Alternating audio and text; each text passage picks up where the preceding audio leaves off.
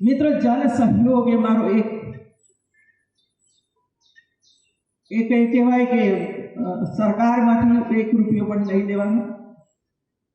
એ જો ગ્રાન્ટ આવે સરકાર જે રીતે કરતી હોય કામ કરે, પણ જન સહયોગથી 50,000 આંગણવાડીને 25 થી 30,000 રૂપિયાના સાધનો અપાવવાનું કામ અત્યાર સુધીમાં મેં કર્યું છે. આંગણવાડી કોઈ જાણતું નહોતું આંગણવાડી શું છે એવું, અને આપણે યુનિવર્સિટીને કરોડો રૂપિયા ગ્રાન્ટ આપીએ છીએ. ક્યાં જાય છે ગ્રાન્ટ? જરા જુઓ તો ખરા શું કામ થાય છે એની અંદર. મોટા મોટા બિલ્ડિંગો બનાવવાના, જ્યારે આંગણવાડીનું ભવન નથી.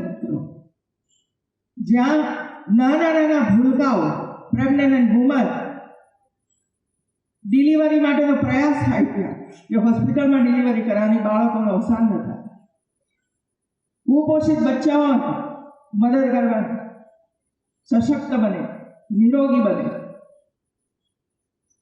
આ કામ યુનિવર્સિટીના માધ્યમ દ્વારા થઈ રહ્યું છે. મિત્રો, આપણી કોઈ જવાબદારી જ નહીં. મિત્રો, કેટલા મોટા પગારો સાથે લોકો બેઠા છે.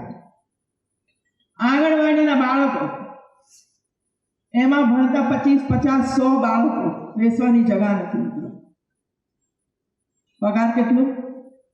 6,000, 7,000 રૂપિયા. કામ કેટલા કલાક? 8 થી 10 કલાક. વસ્તી ગણતરીમાં જાઓ, પશુ ગણવા માટે જાઓ.